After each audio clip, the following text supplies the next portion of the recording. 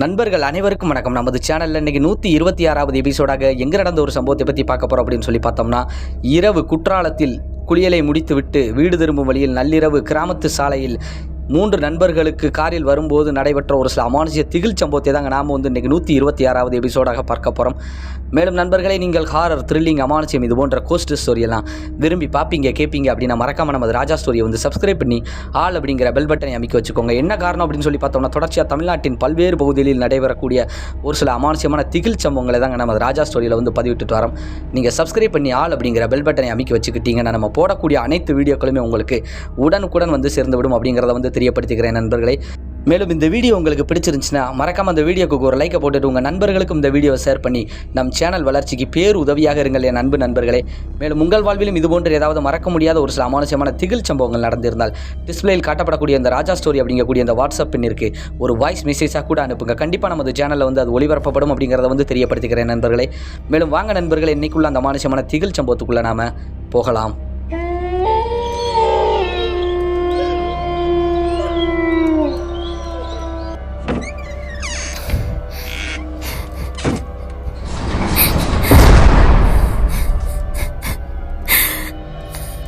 ஏற்கனவே நம்ம குறிப்பிட்டு சொன்னது போல இந்த அமானுஷ்ய சம்பவம் குற்றாலத்தில் இருந்து இரவு குளித்து முடித்துவிட்டு வீடு திரும்பும் வழியில் நள்ளிரவில் கிராமத்து சாலையில் ஒரு 3 வாலிபர்களுக்கு ஏற்பட்ட அமானுஷ்ய திகில் சம்பவம் தாங்க இது.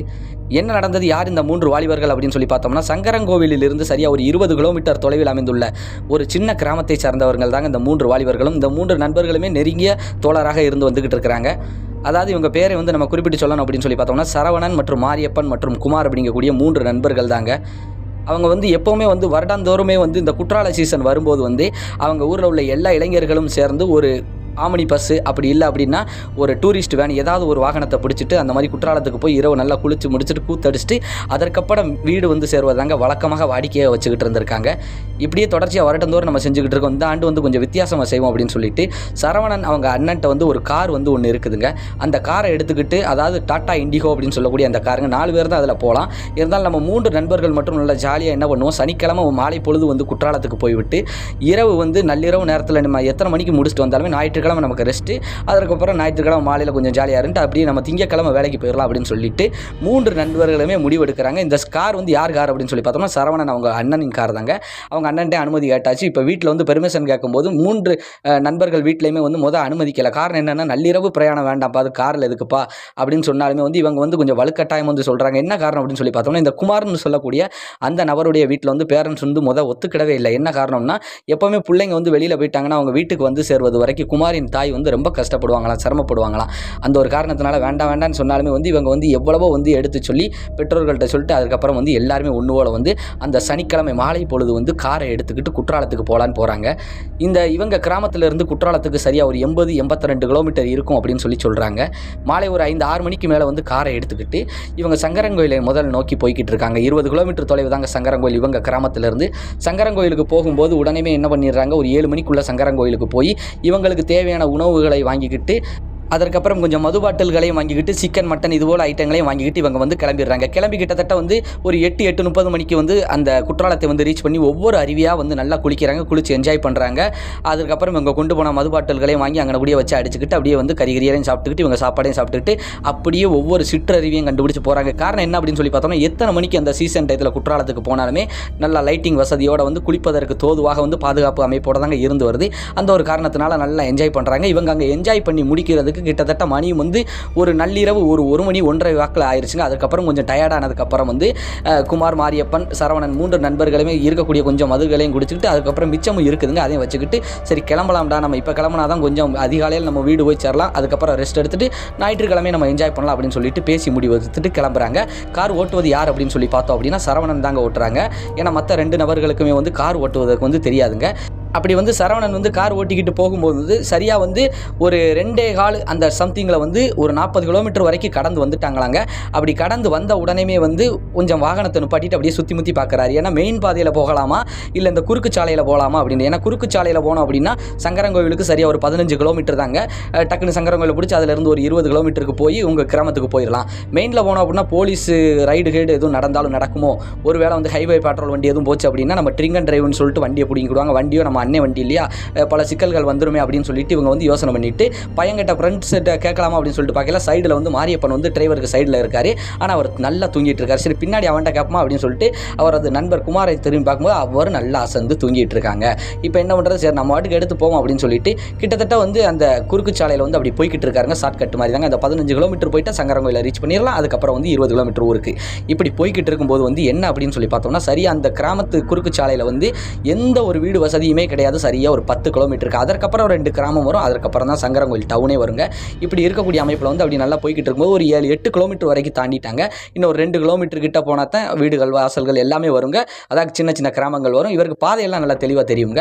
அப்படி இருக்கக்கூடிய காரணத்தில் அப்படி போய்கிட்டு இருக்கும்போது வந்து திடீர்னு ஒரு டேர்னிங்கில் வந்து ஒரு சின்ன குண்டுங்குழி இருக்குது. அதில் விட்டு இப்படி ஏற்றும் போது வண்டி வந்து அப்படியே முக்கி அப்படியே ஆஃப் ஆகிற மாதிரி இருக்குது. லைட்டாக சைடில் ஒதுக்கிட்டு அப்படி நிற்பாட்டி பார்க்குறாரு. வண்டி ஸ்டார்ட் ஆகவே இல்லை. என்னடா இது அப்படின்னு சொல்லிட்டு இவருக்கு வாகனத்தை பற்றி கொஞ்சம் தெரிய வருங்க. காரணம் என்ன அப்படின்னு சொல்லி பார்த்தோம்னா, இவர் 2 வீலர் ஒர்க் ஷாப் வச்சிருக்கக்கூடிய ஒரு நபராத்தாங்க இருந்து வராரு. இவங்க அண்ணனும் இவரும் 2 வீலர் ஒர்க் ஷாப் வச்சு நடத்திக்கிட்டு இருக்காங்க. அந்த ஒரு காரணத்தால் சின்ன வேலைகள் எதுவும் இருந்தால் தெரியும். ஆனால் காரை பற்றி வந்து என்ன வேலை இருக்குன்னு கண்டுபிடிக்க தெரியும். அதை சரி பண்ண மட்டும் தெரியாதுங்க. ஏன்னா கைவசம் பொருளும் கிடையாது, சரி பண்ணவும் அவருக்கு வந்து தெரியாது. சரி நமக்கு என்ன ப்ராப்ளமாவது கண்டுபிடிச்சிரும் அப்படின்னு சொல்லிட்டு இவர் வந்து இறங்கி அப்படியே பார்க்குறாருங்க. மணியும் வந்தான்னு சொல்லி ஒரு 2:45 அந்த சம்திங்கில் தான் இருக்குதுங்க. இப்போ வந்து இவர் வந்து காரை வந்து இறங்கி அப்படியே சுற்றி பார்த்துட்டு முன்னாடி உள்ள அந்த டேஸ்ட் போர்டு எல்லாமே க்ளீன் பண்ணி பார்த்துட்டு அதுக்கப்புறம் வந்து முன்னாடி உள்ள அந்த டோரை திறந்து பார்த்துட்டு அப்படியே உத்து பார்த்துக்கிட்டே இருக்காரு. ஒரு செல்லுக்கு லைட்டு கையில் வச்சிருக்காருங்க. இந்த சம்பவம் உங்களுக்கு 2014 அந்த காலகட்டத்தில் தாங்க நடந்திருக்குது. அப்போ வந்து உங்கள் கையில் வந்து ஃபோன் இருக்குது. அந்த ஃபோனில் உள்ள டார்ச் லைட்டை எடுத்து அப்படியே வண்டி அப்படியே செக் பண்ணி பார்த்துக்கிட்டு இருக்கும்போது வந்து இவருக்கு பின்னாடி இருந்து ஏதோ ஒரு மூச்சு காத்து வந்து பெருத்த சவுண்டோட விடுவது போல இருக்குது. இவர் குவீர் என்றிச்சு இப்படி திரும்பி பார்க்குறாரு. யாருமே கிடையாது. என்னடா இது யாருமே இல்லை, மூச்சு காத்து விட்ட மாதிரி இருக்குது அப்படின்ட்டு அப்படி இன்னொரு 5 நிமிஷம் வரைக்கும் அப்படியே பார்க்குறாரு. எந்த ஒரு டவுட்டும் இவருக்கு வரல. கார் வந்து க்ளீனாக இருக்கிற மாதிரி இருக்குது. ஆனால் ஸ்டார்ட் ஆகவே இல்லையே, முக்கி இப்படி ஆஃப் ஆயிடுச்சு அப்படின்னு சொல்லிட்டு அப்படியே குழப்பத்தில் வந்து மறுபடியும் வந்து டிரைவர் சீட்டில் ஏறி உட்காந்துட்டு இவர் என்ன பண்ணுறாரு, ஒரு தம் எடுத்து அடிக்கலாம் அப்படின்னு சொல்லிட்டு இவர் வந்து ஒரு தம் எடுத்து அப்படியே அடிச்சுக்கிட்டு யோசிச்சுக்கிட்டே இருக்கிறாருங்க. அப்படி யோசனை பண்ணிக்கிட்டு இருக்கும்போது திடீர்னு வந்து இவருக்கு பின் சீட்டில் இருக்கக்கூடிய அந்த குமார் வந்து அலறி கத்தி எந்திரிக்கிறாரு. என்னடா இது அப்படின்னு சொல்லிட்டு இப்படி பின்னாடி இப்படி திரும்பும்போது இங்கே மாரியப்பனும் சைடில் இருக்கக்கூடிய மாரியப்பன் அவரும் வந்து எந்திரிச்சிட்டாரு. எந்திரிச்சு என்னடா மாப்பிள என்ன அப்படின்னு சொல்லிட்டு 2 பேரும் கேட்கும்போது கொஞ்ச நேரத்தில் அப்படி நெஞ்சு 2 தட்டிட்டு இல்லைடா கண்ணாடியில், அதாவது டோரில் உள்ள அந்த கண்ணாடி இருக்குல்ல அதில் சைடில் அப்படி சாஞ்சு தலை வச்சு தான் தூங்கிட்டு இருந்திருக்காரு. பக்கத்தில் யாரோ நிற்கிற மாதிரி எனக்கு ஒரு உணர்வு இருந்துச்சு. திடீர்னு முழிச்சு பார்க்க ஒரு நபர் இருந்த மாதிரி இருந்துச்சு. கொஞ்சம் முகத்தை தள்ளி வச்சு பார்க்குறேன், யாருமே இல்லாத எனக்கு குபீர்ன்றுச்சு. வேற ஒன்றும் இல்லைங்கும் போது வந்து 2 பேருமே கேள்வி பண்ணி சிரிக்கிறாங்க. நல்லா போதையில் இருந்துக்கிட்டு இப்படி கிண்டல் கேள்வி பண்ணிக்கிட்டு இருக்கியா அப்படின்னு சொல்லிட்டு இவங்க 2 பேருமே கேள்வி பண்ணி சிரிக்கிறாங்க. சரி விடு என்ன எங்கே வந்து நின்றுட்டு இருக்கீங்க அப்படிங்கும்போது நானே இப்போ தான்டா முழிச்சேன், அவன் சத்தத்தை கட்டி என்ன மாப்பிளன்னு சொல்லிட்டு சரவணன்ட்ட கேட்கும்போது அப்போ அந்த மாதிரி வண்டி வந்து ஏதோ ரிப்பேர் மாதிரி தெரியுது, எனக்கு என்ன ஏதுங்கிறதே தெரியல, ஆனால் நல்லா கண்டிஷனாக தான் இருக்குது, என்னன்னு தெரியலை அப்படிங்கும்போது உன்னை நம்பி வந்தோம் பாரு, சரி விடு போ இப்போ என்ன பண்ணலாம் அப்படின்னு கேட்கும்போது இந்த கிராமத்தில் வந்து இப்போதைக்கு ஒன்றுமே பண்ண முடியாது. மணி இன்னும் ஒரு 3-4 மணிக்கு மேலே ஆனால் தான் நம்ம வந்து யாராவது ஒரு பால்காரங்க யாராவது ஒரு உதவியாளர்கள் வந்தாங்க அப்படின்னா சங்கரங்கோயில் டவுனில் வந்து எதாவது மெக்கானிக்கை கூட்டு தான் பார்க்கலாம் என்னன்னு, வண்டியை தள்ளிக்கிட்டா ஓ முடியும் பைக்கா இது அப்படின்னு சொல்லிட்டு பேசி முடிச்சுட்டு சரி என்ன பண்ணுறது அப்படியே தூங்குங்க விடியட்டும் அப்படின்னு சொல்லிட்டு அப்படியே கொஞ்சம் அசந்து தூங்கலாம் அப்படின்னு சொல்லிட்டு 3 நபர்களுமே வந்து தூங்கலாம்ட்டு தூங்குறாங்க. இப்போ வந்து ஒரு தம் இருந்தால் கொடுப்பா அப்படின்னு சொல்லிட்டு குமார் வந்து கேட்குறாரு. ஏன்னா முழிச்சு எந்திரிச்சிட்டார் இல்லையா, ஒரு தம்மை வாங்கிட்டு அப்படியே பற்ற வச்சுட்டு டோரை திறந்து அப்படியே அடிச்சுக்கிட்டு சரி ஒன்றுக்கு போகலாம் அப்படின்னு சொல்லிட்டு குமார் வந்து இறங்கி அப்படியே யூரின் பாஸ் பண்ணிக்கிட்டு இருக்காருங்க. ஒரு 20 அடி தள்ளி இருந்து பண்ணிக்கிட்டு இருக்காரு. அப்படியே வந்து ஏரியாவை அப்படியே சுற்றி பார்த்துக்கிட்டு இருக்காரு அந்த நள்ளிரவு நேரத்தில். ஆனால் கொஞ்சம் ஓரளவுக்கு வெளிச்சம் இருக்குங்க, நிலா வெளிச்சம் இருக்குது. அப்படியே சுற்றி அப்படியே பார்த்துக்கிட்டே இருக்கிறாருங்க. 2 பக்கமும் வந்து நல்ல வேலி மரங்கள் அப்படின்னு அடர்த்தியாக காணுது. சிங்கிள் ரோடு மாதிரி தான் இருக்குது. இவன் மெயினில் போனாலாவது எங்கிட்டாவது போய் ஒரு உதவியாக்கலாம், இங்கிட்டு வந்து காட்டுக்குள்ளே கொண்டு வந்து விட்டுருக்கானே அப்படின்னு சொல்லிட்டு அப்படியே புலம்பிட்டு எதிர்ச்சியாக லெஃப்ட் சைடு, அதாவது இவங்க போய்கிட்டு இருக்கக்கூடிய பாதை இருக்குல்ல அந்த ஏரியாவை பார்த்து அப்படி பார்க்கும்போது சரியாக இவங்க இருக்கக்கூடிய இடத்துல வந்து ஒரு 100 மீட்டர் கழிச்சு ஒரு நபர் வந்து அங்கும் இங்கும் அப்படியே நடு ரோட்டில் வந்து நடமாடிக்கிட்டு இருப்பது போல தெரியுது. இவர் வந்து உத்து பார்க்குறாரு, என்ன பைத்தியமா இந்நேரத்துக்கு இங்கே கூடி வளர்த்திக்கிட்டு இருக்காங்க, இங்கே கூடி எந்த ஒரு கிராமமும் கிடையாது, இன்னும் 2-3 கிலோமீட்டர் போனால் தான் கிராமம் அப்படின்னு சொல்லிட்டு இவருக்கு வரை புலம்பிக்கிட்டு அப்படியே சரி வந்து உட்காரலாம் அப்படின்னு சொல்லிட்டு வந்து வண்டியில் வந்து அப்படியே உட்கார்றாருங்க. உட்காந்துக்கிட்டு இருக்கும்போது வந்து டோரை சாத்திட்டு தம்மெல்லாம் அடிச்சாச்சு இல்லையா, டோரை சாத்திட்டு சரி தூங்கலாம் அப்படின்னு சொல்லிட்டு அசர்றாங்க. இவங்க 2 பேரும் நல்லா தூங்கிட்டு இருக்காங்க. அப்படி நல்லா அசந்து தூங்கிட்டு இருக்கும்போது வந்து எதர்ச்சியாக வந்து மாரியப்பனுக்கு வந்து இப்போ முழிப்பு தட்டுதுங்க. ஏன்னா அவர் வந்து யூரின் பாஸ் பண்ணவே இல்லை, கொஞ்சம் அடக்கிக்கிட்டு இருந்தவர் தான். இப்போ வந்து தூங்கிட்டு இருக்கவர் வந்து டக்குன்னு அப்படி முழிச்சு பார்க்கும்போது ஒரு பேரதிர்ச்சி என்ன அப்படின்னு சொல்லி பார்த்தோம்னா, அவங்க காருக்கு முன்னாடி வந்து ஒரு ஆண்மகன் நல்ல ஒரு கனத்த உடல் தோற்றத்தோட வந்து ஒரு ஆண்மகன் நிற்கிற மாதிரி இருக்குது. ஆனால் இதில் என்ன ஒரு ஆச்சரியம் அப்படின்னு சொல்லி பார்த்தோம்னா, அந்த ஆண்மகனுக்கு வந்து தலையெல்லாம் செதறின மாதிரி இருக்குது. ரத்த வெள்ளத்தில் வந்து அப்படியே ட்ரெஸ்ஸஸ் எல்லாம் ரத்தம் வெள்ளம்லாம் அப்படி நனைஞ்சு இருக்கிற மாதிரி இருக்குது. இதை பார்க்கும்போது வந்து இவர் அலறி கத்திட்டார். உடனே இப்போ 2 பேருமே வந்து என்னடாச்சு அப்படின்னு 2 பேருமே திடுக்கிட்டு முழிக்கும்போது யாரோ காருக்கு முன்னாடி இன்ன மாதிரி இருந்துச்சுடா, இப்போ பார்த்தேன் ஆள் தெரியலை அப்படிங்கும்போது, அது யாராவது பைத்தியக்காரனாக இருக்கும்டா அப்படின்னு சொல்லி குமார் சொல்கிறாரு. என்ன சொல்கிற அப்படிங்கும்போது, இப்போ நான் ஒன்றுக்கு போன ஒரு அரை மணி நேரத்துக்கு முன்னாடி அப்போ நான் போயிருக்கும்போது வந்து அங்கிட்டு ஒரு நபர் வந்து அங்கிட்டு இங்கிட்டு உளத்திட்டு இருந்த மாதிரி ஏதாவது பைத்தியமாக இருக்கும் விடுப்போம் அப்படின்னு சொல்லிட்டு அப்படியே விட்டுட்டாங்க. இப்போ இவருக்கு வந்து ரொம்ப அதிர்ச்சி ஆயிடுச்சு மாரியப்பனுக்கு. ஏன்னா அப்படி பார்க்கும்போது சட்டனா முன்னாடி நின்றுட்டு இப்போ திடீர்னு ஆளை காணுமேன்னு சொல்லி இவர் மனசு இவரை தேத்திக்கிட்டு ஒன்றுக்கு போகலாமா வேண்டாமா அப்படின்னு சொல்லி யோசனை பண்ணிக்கிட்டே இருக்கிறாரு. வேண்டாம் நம்ம இங்கிட்டே இருந்துருவோம், இறங்க பயமாக இருக்குது அப்படின்னு சொல்லிட்டு அப்படியே அசந்துட்டாங்க. மணியும் வந்து அந்தான்னு சொல்லி மணி ஒரு 3:15 3:30 கிட்ட நெருங்கிருச்சுங்க. விடிஞ்சதுன்னா கொஞ்சம் நேரத்தில் வந்து விடிஞ்சிருச்சு அப்படின்னா ஏதாவது ஒரு உதவி கிடைக்கும் அப்படின்னு சொல்லிட்டு தாங்க அப்படி இருக்கிறாங்க. அப்படியே அசந்துட்டு இருக்கும்போது மறுபடி வந்து மாரியப்பனுக்கு வந்து லேசாக அப்படியே முழிப்பு தட்டுது. முழிப்பு தட்டும்போது வந்து ஏன்னா காரில் வந்து கம்ஃபர்டபுளாக உட்காந்து தூங்க முடியாது இல்லையா, ரொம்ப நேரம் காலை மடக்கி வச்சுக்கிட்டே தானே இருக்கிறார். மறுபடியும் வந்து அப்படி இருக்கும்போது வந்து இவருக்கு மேலும் ஒரு பேரதிர்ச்சி என்ன அப்படின்னு சொல்லி பார்த்தோம் அப்படின்னா, அப்படி முழிச்சிட்டு நண்பர்களை அப்படி சுற்றி முற்றி பார்க்கும்போது உத்து பார்த்துக்கிட்டு இருக்காருங்க. யாருன்னு கேட்டிங்கன்னா குமார் வந்து அப்படியே மாரியப்பனையும் சரவணனையும் அப்படியே உத்து பார்த்துக்கிட்டு இருக்கிறாங்க. சைடில் வந்து ஒரு நபர் வந்து நிற்பது போல் இருக்குது. யாருக்கு சைடில்? அந்த குமார் கார் டோர் இருக்குது பார்த்தீங்களா, அந்த சைடில். ஏன்னா குமார் தானே பேக்கில் இருக்கிறாரு, அந்த சைடில் இருக்கிற மாதிரி இருக்குது. இதை பார்க்கும்போது பேரதிர்ச்சி. அப்படியே குமார் வந்து அப்படி உத்து பார்த்துக்கிட்டு இருக்காங்க. சைடில் வந்து ஒரு நபர் இருக்கார். குமார் யாரை பார்க்குறாருன்னா மாரியப்பனையும் சரவணனையும் பார்த்துக்கிட்டு இருக்காங்க. ஆனால் அவருக்கு சைடில் வெளியில் வந்து ரோட்டில் நிற்கிற நபர் வந்து அந்த முகம் செதஞ்சு போன நபரை பார்த்தாரில்ல ஏற்கனவே, அந்த நபர் வந்து குமாரை பார்த்த மாதிரி இருக்குது. இப்போ மேலும் பேரதிர்ச்சி அப்படியே கத்தி நிற்கும்போது வந்து அப்படியே குமார் வந்து சிரிக்க ஆரம்பிச்சிட்டாருங்க. இவர் கத்தின உடனேமே வந்து அந்த உருவம் அப்படியே டிஸப்பியர் ஆயிடுச்சுங்க. வெளியில் ரோட்டில் கிட்ட நிற்கக்கூடிய அந்த உருவம் வந்து குமார் வந்து சிரிக்க ஆரம்பிச்சிட்டாரு. சிரிக்க ஆரம்பித்து டக்குன்னு மாரியப்பனுடைய கழுத்தை பிடிச்சி அப்படியே எனக்கு சரக்கு கூடு, எனக்கு கூடு, சரக்கு கூடு, கவுச்சை எடு கூடு, எனக்கு கூடு, கறியை கூடு அப்படின்னு சொல்லிட்டு அப்படியே கழுத்தை பிடிக்கிறத பார்த்த உடனே வந்து சரவணனும் பேரதிர்ச்சி ஆகி கையை பிடிச்சி அப்படியே தட்டுறாரு. தட்டி விட்டு என்னடாச்சு உங்களுக்குள்ள என்னடா பிரச்சனை அப்படின்னு சொல்லிட்டு 2 அடி அடிக்க ஆரம்பிச்சிட்டாருங்க சரவணன். அப்படி அடிக்க ஆரம்பிக்கும்போது ஊத்து அப்படியே பார்த்துக்கிட்டே இருந்தாருங்க குமார். அப்படி ஊத்து அப்படியே தலையை திருப்பி பார்த்துக்கிட்டு அப்படியே ஒரு மாதிரி வித்தியாசமாக சிரிச்சுக்கிட்டு டோரை திறந்து இறங்கி அப்படியே கால் 2 பெடதில் அடிக்க ஓடுதாரு. எங்கே ஓடுதாருன்னு கேட்டிங்க அப்படின்னா, சுற்றி அந்த வேலிக்காடாக இருக்குது பார்த்தீங்களா, அந்த முட்புதர்கள் அப்படியே செருப்புலாம் வண்டியில் தான் இருக்குது. செருப்பே இல்லாமல் சர மாதிரியாக ஓடிக்கிட்டு இருக்காரு. மிரண்டு போய் பார்க்கக்கூடிய இந்த 2 பேருமே என்னடா இங்கே நடக்குது அப்படிங்கும்போது வந்து இங்கே ஏதோ வித்தியாசமாக நடந்துக்கிட்டு இருக்குமாப்ல, நீ இப்போ ஒன்றும் பிரச்சனை கிடையாது வா அவனை போய் பிடிப்போம் அப்படின்னு சொல்லிட்டு 2 பேருமே கையில் இருக்கக்கூடிய டார்ச் லைட்டை எடுத்துக்கிட்டு ஏற்கனவே கொஞ்சம் வெளிச்சம் இருக்குது, இந்த வெளிச்சத்தில் வந்து பின்னாடியே ஓடுறாங்க. இவங்க செருப்பு போட்டுக்கிட்டு அந்த வேலி முட்புதற்குள்ளே ஓட முடியல. ஆனால் அவர் செருப்பு இல்லாமல் ஓடிக்கிட்டு இருக்காருங்க குமார். ஒரு கட்டத்துக்கு மேலே விரட்டி போய் பிடிச்சிட்டாங்க. ஒரு வழியாக ஒரு 200-300 மீட்டருக்குள்ளே காட்டுக்குள்ளே ஓடனவரை பிடிச்சி இழுத்து என்னடா அப்படிங்கும்போது வந்து வித்தியாசமாக சரா கொடுக்க மாட்டியா நான் கூட அப்படிங்கும்போது வா தாரண்டா தாரா வா வா அப்படின்னு சொல்லிட்டு சரக்கு தாரேன் உனக்கு கறி வா வா என்ன அப்படின்னு சொல்லிட்டு 2 பேரும் புலம்பிக்கிட்டு ஏதோ பிரச்சனை போலாடா அப்படின்னு சொல்லிட்டு இங்கே ஏதோ இருக்குடா அப்படிங்கும்போது சிரிச்சுக்கிட்டு இருக்காருங்க. வாய் விட்டு குமார் வந்து சிரிக்க ஆரம்பிச்சிட்டாரு. இப்போ சிரிச்சுக்கிட்டே வந்து அப்படியே கூட வராரு. மல்லு கட்டி தான் இழுக்கிறாங்க. மல்லு கட்டி இழுத்ததுக்கு அப்புறம் தான் கூட வராரு. அப்படியே குமார் வந்து ஒரு கட்டத்துக்கு மேலே கார் கிட்ட வந்த உடனே வந்து மல்லு கட்டி காரில் ஏற்றணும்னு நினைக்கிறாங்க. ஏறவே மாட்டேங்கிறாருங்க. இவர் வந்து அந்த கார் நிற்கிறதுலேருந்து ஒரு 200 மீட்டருக்குள்ளே இருக்கக்கூடிய அந்த 100 மீட்டருக்குள்ளே இருக்கக்கூடிய அந்த மரத்தை நோக்கி தாங்க ஓடுறாரு. மல்லு கட்டி பிடிச்சிக்கிட்டு இருக்கும்போது வந்து இன்னும் இவங்களுக்கு ஒரு பேரதிர்ச்சி என்ன அப்படின்னு சொல்லி பார்த்தோம்னா, ஒரு நாய் ஒன்று குலைச்சிக்கிட்டே இருப்பது போல தெரியுதுங்க. தூரத்தில் இருந்து ஒரு இருட்டு பகுதியிலிருந்து யாரோ ஒரு நபர் வந்து ஒரு நாயை கூட்டு வருவது போல இருக்குது. வருவது சும்மா வருவது போல இல்லைங்க, ஏதோ ஒரு சலங்கை ஒளி மாதிரி சிலுக்குன்னு ஒரு சத்தம் ஒன்று கேட்டுக்கிட்டு அப்படியே வருவதை பார்க்கும்போது இவங்களுக்கு மேலும் ஒரு பேரதிர்ச்சி. 2 நண்பர்களுக்குமே இப்போ வந்து இவர் சிரிப்பை அப்படியே நிப்பாட்டிட்டு அப்படியே ஒரு மாதிரி விடு என்ன விடு அப்படின்னு சொல்லிட்டு ஒரு வித்தியாசமான ஒரு கனத்த குரலில் வந்து குமார் பேசுகிறாரு.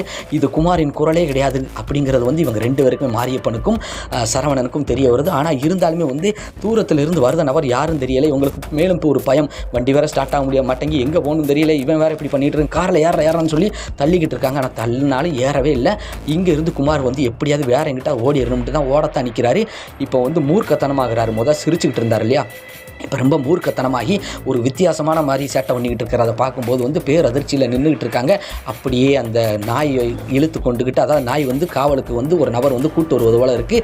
நேராக இவங்களை நோக்கி தாங்க வருது. அந்த வேலி முள்ளுக்குள்ளேருந்து எப்படியோ வருது, வந்து ரோட்டில் ஏறி இவங்க வாகனத்தை நோக்கி வருது. கிட்டத்தில் வரும்போது தாங்க தெரியுது அது ஒரு வயதான ஒரு நபர். கிட்டத்தட்ட ஒரு 60-65 வயசு வரைக்கும் இருக்கும்னு சொல்லியிருக்காங்க.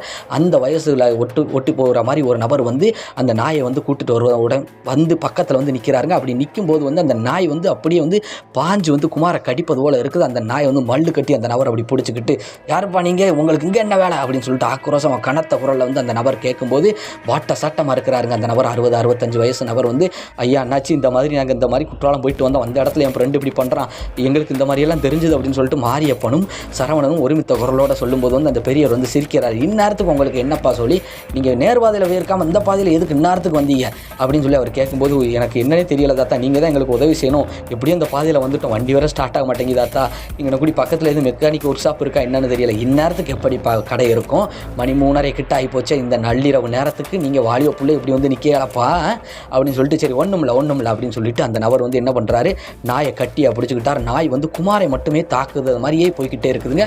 அதற்கப்புறம் அந்த நபர் வந்து அந்த பெரியவர் வந்து என்ன பண்ணுறாரு, குமாரின் தலையில் வந்து 2 தட்டு தட்டி முதுகில் ஒரு தட்டு தட்டினதான் மயங்கின மாதிரி மயங்கி சரவணன் தோளில் வந்து அப்படியே சாஞ்சிட்டாரு. என்னாச்சு என்ன தாத்தா அப்படின்னு சொல்லிட்டு 2 பேரும் பேரதிர்ச்சியாக கேட்கும்போது ஒன்றும் இல்லைப்பா இப்போ சரியாயிரும் அப்படின்னு சொல்லிட்டு தடவை கொடுத்தோன்னே அப்படியே முழிச்சு அப்படியே பார்க்கும்போது என்னடா நடக்குங்க அப்படின்னு சொல்லிட்டு ஒரு வித்தியாசம் வந்து அப்படியே குமார் வந்து எதுவுமே தெரியாத மாதிரி சரவணன்ட்ட கேட்கும்போது, தாத்தா ரொம்ப நன்றி தாத்தா, இப்போ வண்டி ஸ்டார்ட் ஆனதுக்கப்புறம் நாங்கள் போய்க்கிறோம் தாத்தா, இங்கே நிற்க வேண்டாம்ப்பா, வண்டி உங்களுக்கு ஸ்டார்ட் ஆயிரும், நீங்கள் ஏறி உட்காருங்க அப்படின்னு சொல்லிட்டு காருக்குள்ளே ஏறி உட்கார சொன்னோடனே அந்த பெரியவர் வந்து என்ன பண்ணுறாரு அப்படின்னா அந்த வாகனத்தை 2 தட்டு தட்டுறாரு. தட்டிட்டு இப்போ வண்டி எடு அப்படிங்கும்போது வந்து அவங்க 2 பேருமே வந்து கேட்குறாங்க, யார் சரவணனும் சரி இவர் பாரியப்பனும் வந்து கேட்குறாங்க அந்த பெரியவர்கிட்ட, என்னங்கய்யா நீங்கள், நான் ஒரு மெக்கானிக்கு, எனக்கே வந்து என்ன எதுன்னு தெரியல, நீங்கள் இத்தனை வயசுக்கு மேலே வந்திருக்கீங்க, நீங்கள் இப்படி வந்து 2 தட்டு தட்டிட்டு எடுங்கன்னு சொல்கிறீங்களே, நீ வண்டி எடப்பா போகும், பத்திரமா வீடு போய் சேருங்கப்பா அப்படிங்கும்போது வந்து வண்டியை ஸ்டார்ட் பண்ணுறாருங்க. ஒரே அடியில் ஸ்டார்ட் ஆயிடுச்சு. உடனே அந்த பெரியவருக்கு வந்து ஒரு நன்றியை சொல்லலான்னு அப்படி பார்க்கும்போது வந்து அந்த பெரியவர் வந்து அப்படி நடந்து போய்கிட்டு இருக்காருங்க வந்த பாதையை நோக்கி. உடனே வந்து ஐயா தாத்தா ரொம்ப நன்றி அப்படிங்கும்போது வந்து அங்கே நின்றுக்கிட்டு அந்த பெரியவர் என்ன சொல்கிறாருன்னா, உன் கைவசம் இருக்கக்கூடிய அந்த பொருட்களெல்லாம் எடுத்து அந்த மரத்துக்கிட்ட எரிஞ்சிட்டு போயிடப்பா, நிற்காமல் பார்க்காம எரிஞ்சிட்டு நீ வாட்டுக்கு வீடு போயிரு என்ன அப்படிங்கும்போது வந்து என்ன சொல்கிறீங்க தாத்தா அப்படின்னு சொல்லிட்டு சரவணனும் மாரியப்பனும் கேட்கும்போது, நீ கவிச்சு வச்சிருக்கியே அதை எடுத்து எரிஞ்சிட்டு போயிரு, கைவசம் என்னென்ன வச்சிருக்கியோ அதெல்லாம் எடுத்து அங்கிட்டு போட்டுட்டு போயிடப்பா அப்படிங்கும்போது வந்து தாத்தாவுக்கு இது எப்படி தெரியும் அப்படிங்கும்போது, சரிங்க தாத்தா நாங்கள் வாரோம் அப்படின்னு சொல்லிட்டு நன்றியை சொல்லிட்டு அப்படியே வண்டி அப்படியே கொஞ்சம் நவட்டி அந்த 200 மீட்டருக்குள்ளே இருக்கக்கூடிய அந்த மரத்துக்கிட்ட போய் இவங்க எல்லாத்தையும் தூக்கி எரிஞ்சிட்டு என்ன சரக்கு அந்த கவுச்சு எல்லாமே, ஏன்னா குமார மதத்தானே கேட்டார், அப்படி தூக்கி எரிஞ்சிட்டு திரும்பி பார்க்காம வீடு வந்து சேர்ந்துட்டாங்க. இவங்க வீட்டுக்கு வரும்போது சரியாக வந்து மணி வந்து ஒரு 4:15 கிட்ட வந்துருச்சுங்க. வரும் வழியில் வந்து யாருமே யார்கிட்டையும் வந்து பேசலாம், மூஞ்சியை பார்த்துக்கிட்டு அப்படியே தான் வீடு வந்து சேர்ந்துருக்காங்க. அந்த கிராமத்தில் வந்து மத்திய பகுதிக்கு வந்துட்டு காரை வந்து பார்க் பண்ணிவிட்டு இவங்க திங்ஸ் எல்லாம் எடுத்துகிட்டு அதுக்கப்புறம் வந்து சரவணன் தான் சொல்கிறாரு, டே இங்கே என்ன நடந்துச்சுன்னு சொல்லி யார்கிட்டையுமே வந்து சொல்ல வேண்டாம்டா, கேள்வி பண்ணி சிரிக்க போகிறாங்க, ஏதாவது பிரச்சனைன்னு சொல்லி சொன்னோம்னா நம்மளை வந்து நம்பவும் மாட்டாங்க, வேண்டாம் இது இப்படியே மறந்துருங்க, ஒன்றும் பிரச்சனை இல்லை சரி அப்படின்னு சொல்லிட்டு ஆளாளுக்கு அவங்க வீட்டுக்கு போயிட்டாங்க. வீட்டுக்கு போய் கொஞ்சம் நல்லா ரெஸ்ட் எடுத்துகிட்டு அப்படியே தூங்கி எந்திரிக்கிறாங்க. மணி வந்து நல்ல ஒரு பகல் நேரம் ஒரு 11 மணி கிட்ட தாங்க எந்திரிக்கிறாங்க. எந்திரிச்ச உடனே மாரியப்பனுக்கு கால் பண்ணுறாங்க. மாரியப்பன் டே சந்திப்போம் வாப்பா, வெளியில் வாப்பா அப்படிங்கும்போது வந்து சரி நான் அந்த வாரம் மாப்பிள்ள ஃப்ரெஷ் ஆகிட்டு நீயும் ஃப்ரெஷ் ஆகிட்டு வா, ஏன்னா ஏற்கனவே டயர்டில் இருக்காங்க இல்லையா, ஃப்ரெஷ் ஆகிட்டு சாப்பிட்டு வரேன், வெளியில் வரேன், நம்ம எங்கிட்ட வெளியில் போயிட்டு வரலாம் அப்படிங்கும்போது வந்து குமாருக்கு அடிக்கும்போது குமாருக்கு வந்து ஃபோன் ரிங் போது எடுக்கவே இல்லை. சரி என்ன தான் ஏதுன்னு வீட்டில் போய் பார்த்துருவோம், ஏன்னா ஒரே கிராமம் தான் இல்லையா, அடுத்தடுத்த தெரு தானே, அப்படிங்கும்போது வந்து சரின்னு சொல்லிட்டு என்ன பண்ணுறாங்க, இந்த 2 நபர்களுமே வந்து குமாரை சந்திக்கலாம்னு சொல்லிட்டு வீட்டுக்கு போகும்போது வந்து குமாரின் அம்மா வந்து திட்டுறாங்க, என்னப்பா சாமத்தில் போய்கிட்டு நான் இது தானப்பா சொன்னேன், பிள்ளைய வந்து எங்கிட்டும் கூட்டு போகாதே வைக்காதே, அந்த டைமில் நீங்கள் தானே சொல்லி கூட்டு போனேன், இங்கே வர இப்போ காய்ச்சலோடு வந்து நிற்க அதிகாலையில் தான்ப்பா வந்தான் புள்ள அப்படிங்கும்போது வந்து காய்ச்சலா அப்படின்னு சொல்லிட்டு கேட்கும்போது வந்து ஒரு வித்தியாசம் வந்து அப்படியே நடுங்கிக்கிட்டே தாங்க இருக்கிறாரு. என்னடா அப்படிங்கும்போது, எனக்கு நைட்டுலாம் தூக்கம் இல்லை, நான் வந்து சாமத்தில் படுத்ததுலேருந்து எனக்கு தூக்கம் இல்லை, இப்போ காலையில் என்னால் ஒன்றும் பண்ண முடியல, எனக்கு உடம்பு நடுங்குது, என்னாலே கண்ட்ரோல் பண்ண முடியலை மாப்பிள்ள அப்படிங்கும்போது வந்து இவங்களுக்கு வந்து புரிஞ்சுக்கிடுச்சு. சரி இப்பயும் வந்து பெற்றோர்கள்ட்ட நம்ம வந்து எதுவும் சொல்லாமல் மறைச்சிட்டோம் அப்படின்னா, ஏன்னா இவருக்கு ஒன்றும் பிரச்சனை இல்லைன்னா இதை அப்படியே விட்டுறலாம்னு நினச்சாங்க. ஆனால் பேசி முடிவெடுத்துட்டாங்க, ஏதோ பிரச்சனை இருக்குது என்னங்கிறத வீட்டில் சொல்லிடுவோன்னு சொல்லிட்டு சொல்லும்போது வந்து கண்ட மணிக்கு திட்ட ஆரம்பிச்சிட்டாங்க. அவங்க வீட்டில் வந்து பேரண்ட்ஸ் வந்து யார் குமாருடைய அப்பா அம்மா வந்து எல்லாருமே வந்து இந்த 3 பேரையுமே வந்து திட்டுறாங்க. வயசு போய் இப்படி ஒரு பிரச்சனை எடுத்துகிட்டு வந்துட்டேங்களப்பா, நான் போகும்போதே வேண்டான்னு சொல்லிக்கிட்டு இருந்தேனே, இப்படி வந்து நிற்கலை அப்படின்னு சொல்லிட்டு பதறி போய் முதல்ல ஒரு நம்ம கோயிலுக்கு போயிடுவோம் அப்படின்னு சொல்லிட்டு அவங்க குலதெய்வம் கோயிலுக்கு போகலான்னு ஒரு முடிவுக்கு வந்துட்டாங்க. அவங்க குலதெய்வம் கோயில் வந்து அவங்க கிராமத்தில் இருந்து சரியாக ஒரு 2 கிலோமீட்டர் தொலைவில் இருக்கக்கூடிய ஒரு பெரியாண்டவர் அப்படின்னு சொல்லக்கூடிய ஒரு ஐயா தெய்வம் தாங்க. அதாவது ஐயா வழிபாடு வந்து அவங்க மேற்கொள்வாங்க அப்படின்னு சொல்லியிருக்காங்க. அவங்க குலதெய்வம் வந்து அந்த பெரியாண்டவர் தாங்க. அந்த பெரியாண்டவர் கோயிலுக்கு வந்து உடனடியாக எல்லாருமே போகிறாங்க. யார் மாரியப்பன், சரவணன், குமாருடைய அண்ணன், அவங்க அப்பா அம்மா எல்லாருமே போயிட்டாங்க. போகும்போதே வந்து அந்த கிராமத்தில் தாங்க அந்த பூசாரியும் இருக்கிறார், கோயில் பூசாரி. அவரையும் கையோடு கூட்டிகிட்டு போகும்போது வந்து அந்த கோயில் பூசாரி போன உடனே கிட்டத்தட்ட ஒரு மதியம் வந்து ஒரு 12-1 மணிக்கு உச்சிகால் பூசை மாதிரி அந்த பெரியாண்டவருக்கு செஞ்சு ஒரு சில படையல்களெல்லாம் செஞ்சு பூஜைகள் செய்யும்போது வந்து அந்த கோயில் பூசாரியின் உடம்பல்ல வந்து அந்த பெரியாண்டவர் அருள் வந்து இறங்கி ஆட ஆரம்பிச்சிட்டாருங்க. இறங்கி ஆட ஆரம்பிக்கும் போதே வந்து இங்கே நடுக்கம் கொடுத்துருச்சு. யாருக்கு? குமாருக்கு. நடுக்கம் கொடுக்கும்போது இங்கே வா அப்படின்னு சொல்லிட்டு அப்படி கனத்த குரலோடு வந்து அவர் வந்து அழைச்சிருக்காரு. அழைக்கும் போது ஐயா என்னையா ஆச்சு என் பிள்ளைக்கு அப்படின்னு சொல்லிட்டு அப்பா அம்மா வந்து அப்படியே மண்டி போட்டு அப்படி கேட்கும்போது வந்து சிரிச்சுக்கிட்டே சொல்கிறாரு, இன்றைக்கி உன் புள்ள வந்து இன்றைக்கி முழுசாக உன் முன்னாடி வந்து நிற்கிறான், இப்போ என்கிட்ட வந்து நிற்கிறீங்க அப்படின்னா அதுக்கு காரணம் நான் தான், உன் வழிபாட்டு முறை தான் தாயே, நீ எப்போவுமே வந்து செவ்வாய் வெள்ளிக்கு என்னை வந்து நீங்கள் தொடர்ச்சியாக வந்து நீ வந்து மறக்காமல் வந்து எனக்காக வழிபட்டுட்டு போகிற, இவன் கிளம்பும்போது கூட நீ வேண்டான்னு எச்சரித்து கேட்காம இவன் போயிட்டு இப்படி ஒரு வம்பலை வந்து மாட்டிக்கிட்டு நிற்கிறான், போகும்போது கூட என்னை நீ வழிபட்டிய தாயே உன் பிள்ளைக்கு துணையாக போகணும்னு நான் தான் தாயே துணையாக போய் அந்த ஆன்மாட்டை இருந்து விடுபட்டு கொண்டு வந்தேன், இப்பயும் உன் பிள்ளைக்கு நான் பாதுகாப்பாக தான் இருப்பேன், நீ ஒன்றும் கவலைப்படாத, அந்த பயத்தில் தான், அந்த ஆன்மா பார்த்த பயத்தில் தான்ப்பா உன் பிள்ளை வந்து இப்படி துடிச்சிக்கிட்டு இருக்கு, ஒன்றும் கவலைப்படாத, நான் அவனை வந்து காப்பாற்றி விட்டுறேன் அப்படின்னு சொல்லிட்டு அந்த பெரியாண்டவர் வந்து அந்த கோயில் பூசாரி உடம்புல இருந்து என்ன பண்ணுறாருன்னா அந்த கோயில் திருநீரை எடுத்து அதற்கப்புறம் வந்து ஆசீர்வாதம் வழங்கி அந்த குமாருக்கு நெத்தியில் வச்சு அவங்க குடும்பத்தினவர்கள் வாலிபர்களுக்கு எல்லாருக்கும் நெத்தியில் வச்சு புத்திமதி சொல்கிற மாதிரி சொல்லி அதற்கப்புறம் ஒரு சில பூஜைகள்லாம் அந்த பூசாரி வந்து செஞ்சு கொடுத்து இந்த ஆன்மா வந்து இங்கேருந்து விலக்கி விட்டுருக்காங்க. விளக்கும்போது வந்து அப்போ தான் இவங்களுக்கே தெரியுது, நேற்று நம்மளை காப்பாற்றினது வந்து பெரியாண்டவர் குலதை வந்து அந்த தெய்வம் மட்டும் இல்லைன்னா நம்ம கதி என்ன ஆயிருக்கும் அப்படின்னு சொல்லிட்டு அதற்கப்புறம் 3 நபர்களுமே வந்து பதறியிருக்காங்க. பயந்துக்கிட்டே இருக்கும்போது வந்து அப்படியே சரவணன் தான் ஒரு கேள்வி ஒன்று வைக்கிறார். என்ன அப்படின்னா, ஐயா கோச்சுக்கிடாமல் அது எதனால் வந்து எங்களை வந்து பொசஸ் பண்ணிச்சு, எங்களை பின்தொடர்ந்து வந்துச்சுன்னு சொல்லிட்டீங்கன்னா நல்லாயிருக்கும் அப்படிங்கும்போது வந்து சிரிச்சுக்கிட்டே அந்த பூசாரி வந்து சொல்லியிருக்காரு, சரியாக ஒரு 2 வருஷத்துக்கு முன்னாடி ஒரு சாலை விபத்தில் அந்த பக்கத்தில் வந்து ஒரு அகால மரணம் அடைஞ்ச ஒரு பையன் ஆன்மா தான் அங்கே சுற்றிக்கிட்டே இருக்குது. கிட்டத்தட்ட ஒரு 30-35 வயசுக்குள்ளே உள்ள ஒரு நபர் வந்து அங்கே ஒரு சாலை விபத்தில் வந்து மரணிச்சு போயிருக்காருங்க. அந்த விபத்தில் இருந்து அந்த ஆன்மா வந்து அங்கேயே தான் சுற்றி அலைஞ்சிக்கிட்டே இருக்குது. பல பேருக்கு வந்து தொந்தரவெல்லாம் கொடுத்துருக்கிறதாகவும் பல பேர் அதிலிருந்து விடுபட்டு வந்திருக்காங்க. அந்த ஆன்மா வந்து அப்போ இருந்து இப்போ வரைக்கும் அந்த இடத்துலேயே தான் சுற்றிக்கிட்டு இருக்குது. நீங்கள் வந்த நேர காலங்கள் சரியில்லை, உங்கள் கையில் இருக்கக்கூடிய பொருளை வந்து அது பார்த்து ஆசைப்பட்டு தான் உங்களை வந்து பிடிச்சிருக்கு. வந்து குமாரைத்தான பயமுறுத்தி இருக்குது. ஏன்னா குமாரை தான் டார்கெட் எடுத்துருக்குதுங்க. ஏன்னா குமாருக்கு பக்கத்தில் தாங்க வந்து அந்த சைடிஸு சரக்கு பாட்டில் எல்லாமே வந்து இருந்திருக்குது. அதனால் வந்து குமாரை வந்து அப்படியே பார்த்துக்கிட்டே இருக்கு. அவர் மூலியமாக அதை பொசஸ் பண்ணி சாப்பிட்றலான்னு இறந்த நபருக்கு வந்து இந்த குடிப்பழக்கம் மேற்கொண்டு வந்து இந்த கறிகிரி சாப்பிட்ற பழக்கம் எல்லாம் இருக்கும் போலக்க. அது மாதிரி தாங்க வந்து அந்த பூசாரி வந்து சொல்லியிருக்காரு. அதற்கப்புறம் வீட்டில் பேரண்ட்ஸ் எல்லாருமே 2 திட்டி அதற்கப்புறம் கோயிலில் வந்து திருநீரெல்லாம் வாங்கிக்கிட்டு பிரசாதம் வாங்கிட்டு எல்லாருமே வீடு வந்து சேர்ந்துருக்காங்க. அதற்கப்புறம் வந்து இப்போ வரைக்கும் குமாருக்கும் சரி வேறு யாருக்கும் அந்த ஒரு பிரச்சனை இருந்ததாகவே இல்லை அப்படின்னு சொல்லியிருக்காங்க. ஆனால் இப்போ வரைக்கும் கூட நாங்கள் குற்றாலம் போனாலும் வந்தாலும் அந்த பாதையை இரவு நேரத்துக்கு வந்து தவிர்த்துறோம். இந்த நள்ளிரவு நேரத்துக்கு முதல் குற்றாலம் போயிட்டு வருவதையும் நாங்கள் வந்து தவிர்த்துட்டோம். ஒவ்வொரு சீசனுக்கும் போவோம், இந்த சீசனும் கண்டிப்பாக போவோம் அப்படிங்கிற மாதிரி சொல்லியிருக்காங்க நண்பர்களே. மேலும் இந்த சம்பவம் எப்படி இருந்தது அப்படிங்கிறத வந்து மறக்காமல் வந்து கமெண்ட் செக்ஷனில் வந்து சொல்லிட்டு போங்க என் அருமை நண்பர்களே. நமக்கு இந்த சம்பவத்தை வந்து அனுப்பி வச்சது யார் அப்படின்னு சொல்லி பார்த்தோம்னா இந்த சம்பவத்தில் பாதிக்கப்பட்ட குமாரின் நண்பர் தாங்க, சரவணன் தாங்க நமக்கு இந்த சம்பவத்தை வந்து அனுப்பி வச்சிருக்காங்க. மேலும் இந்த சம்பவம் வந்து உங்களுக்கு பிடிச்சிருந்துச்சுன்னா மறக்காமல் இந்த சம்பவத்துக்கு வந்து ஒரு லைக்கை போட்டுட்டு உங்கள் நண்பர்களுக்கு இந்த சம்பவத்தை ஷேர் பண்ணி நம்ம சேனல் வளர்ச்சிக்கு பேர் உதவியாக இருங்கள் என் நண்பர்களே. மேலும் இப்போ வரைக்கும் நீங்கள் நம்ம சேனலை வந்து சப்ஸ்கிரைப் பண்ணாமல் தான் பார்க்குறீங்க அப்படின்னா மறக்காமல் சப்ஸ்கிரைப் பண்ணி ஆள் அப்படிங்கிற பெல் பட்டனை அமைக்க வச்சுக்கோங்க. சப்ஸ்கிரைப் பண்ணி விட்டு பார்க்குறவங்க எல்லாருக்குமே வந்து மிகப்பெரிய ஒரு நன்றிங்க.